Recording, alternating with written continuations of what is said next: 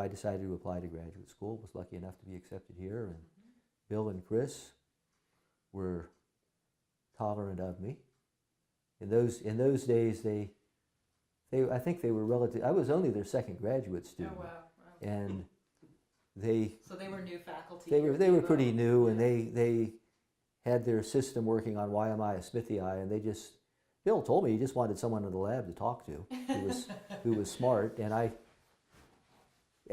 they were great. I mean, I learned how to be a scientist here. Right.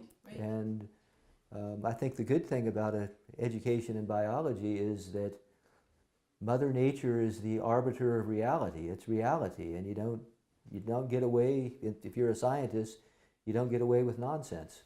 Right. Whatever you discover is checked and rechecked, and if you're wrong, you're wrong. Right. Mother Nature bats last. Yes, indeed. And I, carry it forward. I ended up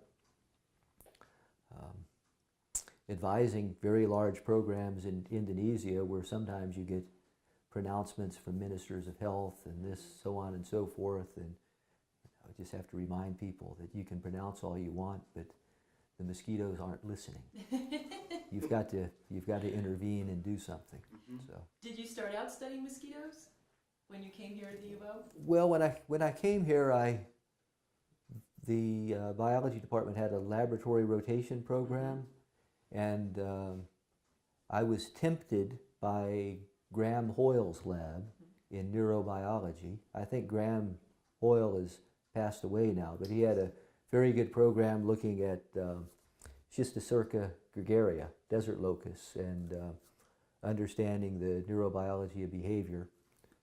But in the end, I wanted to be outside. And also, Bill and Chris offered a large measure of freedom. I mean, I floundered for a while. I eventually settled on a project after failing at 2. I started one, worked on it for almost a year, gave up, started another one, gave up, and realized for my second project I was working on a predaceous midge, lived in beautiful habitats up in snowmelt in the mountains, but hard to get to. But they're predaceous midge. What do they eat? Mosquito larvae. So I was collecting mosquitoes to raise in the lab, to feed to the midges, and eventually, being a little slow, it dawned on me. This mosquito itself is a good topic for a PhD, looking at its population biology. I could get on my bike, ride across the river, sample tree holes, bring the material back, count, sort, census, weigh, put it back in plastic bags, take it back, put it back in the tree hole. So, and be home for dinner. Well, not always, but it was so much of biology is cross-sectional analysis. This is longitudinal analysis. You could follow habitats over time. I did this for 3 years, and it was, I think, still one of the few models of the population dynamics of a mosquito, and it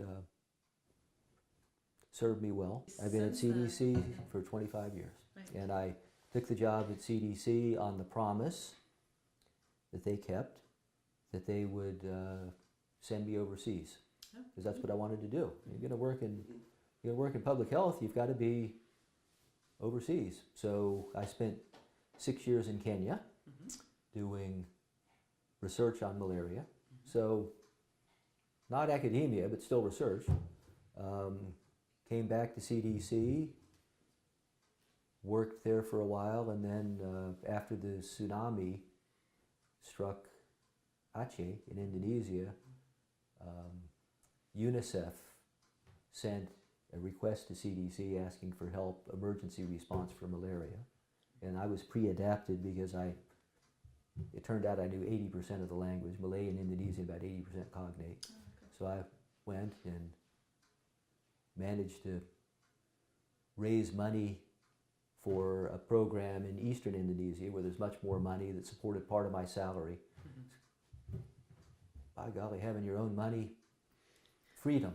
Right. So I essentially supported myself in Indonesia for 8 years. I spent 4 years seconded to UNICEF, which was a good experience. which gave me exposure to people with all kinds of backgrounds, which I will talk about later today. Oh, good, good. There really are lots of job opportunities in global health, and really diversity of people. And then for the last 4 years I was in Indonesia. I was formally unseconded from UNICEF and was head of the CDC office in Indonesia, so I got some experience with other programs. You took the job at the CDC. Did you ever look back on the academy and think, I wish I'd been in a university? Oh, when I was, no.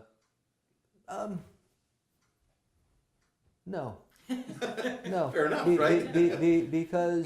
Because one, I was doing research.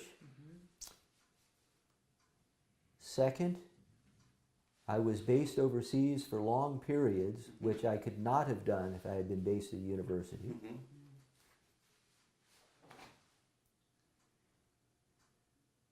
Also, if there may be a little less freedom in what you work on, I'm very happy working on malaria, but I'm working with a group of people who were collegial. So I need help. I mean, I work with immunologists, epidemiologists, clinicians, statisticians, people who were good at geographic modeling. We were all working together as a team, and that's fun. Whereas if you're in academia, you're a cottage industry. You got your own lab, you're struggling for funding. It's different. I think the CDC is a good place to work. It is. I think in the group of people I've worked with few exceptions, people are motivated and trying their best. And it is a cooperative environment. It depends on what section of CDC you're working in, but parasitic diseases and malaria is pretty coherent and cooperative. Some of the other groups, which I won't name, aren't necessarily so, but so there is variation within the organization. But no, I've been very happy. Been lucky. What career advice would you give to UVO graduate students who are considering careers outside of academia? Well, I think some of the principles are the same. I mean, you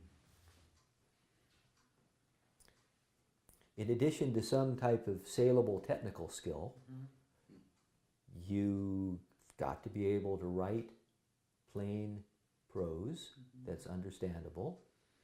Some numeracy is necessary.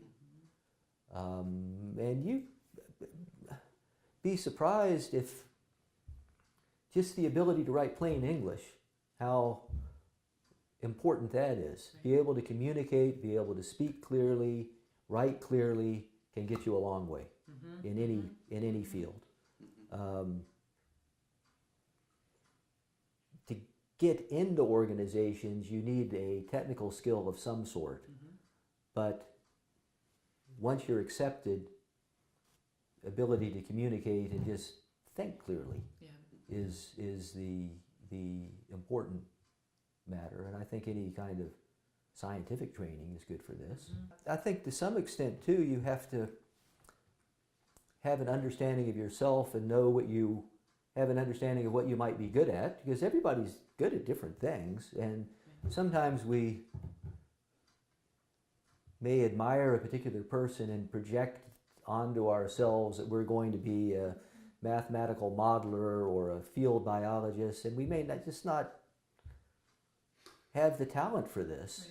So you've got to have some ability to assess yourself and know what you might be good at, so you don't go down a path that may not be so appropriate. I mean, so learning your own strengths. Yeah, learning your own strengths. I mean, heck, when I was a kid, I wanted to be a basketball player, but come on. It became pretty clear that wasn't going to work when I got cut as a sophomore. So you know, you do have to have some ability to assess yourself. And that's hard when you're young. Sure. Yeah. It's hard when you're young. It really is. One of the things we've also seen with our PhD students is that they sometimes actually disregard some of the skills they have because everybody in a PhD program is supposed to have them, and many of them do. So, for example, you know, the fact that you said you have to be able to write, and most of our PhD students are pretty good writers, but they think, oh, anyone can write. But like you said, that's not true, right? Not true. Not true. No. I mean,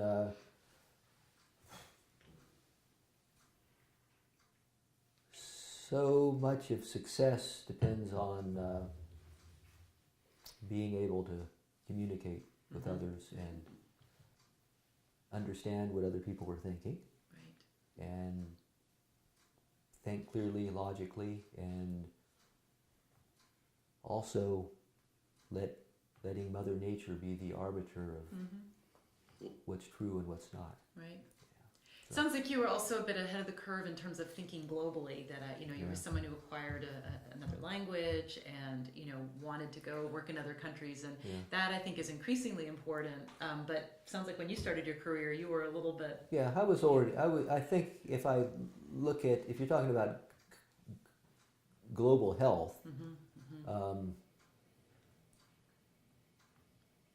certainly a desire, ability to just get on the airplane and go. I know people who talk about working overseas, but they never get on the plane because Right. there's always something holding them back.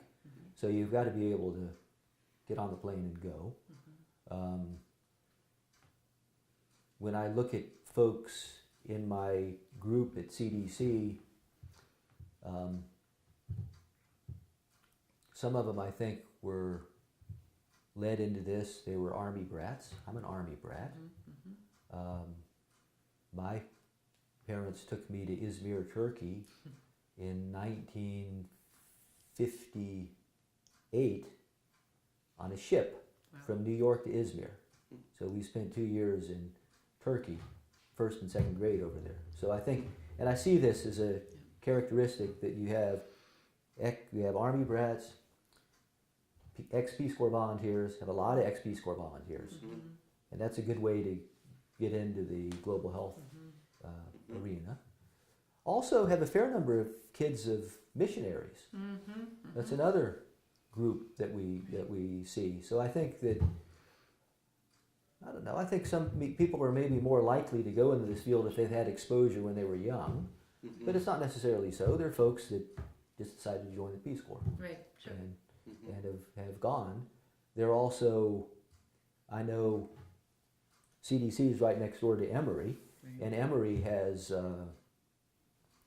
fellowship programs where they offer the opportunity for master's students to work overseas for a few months.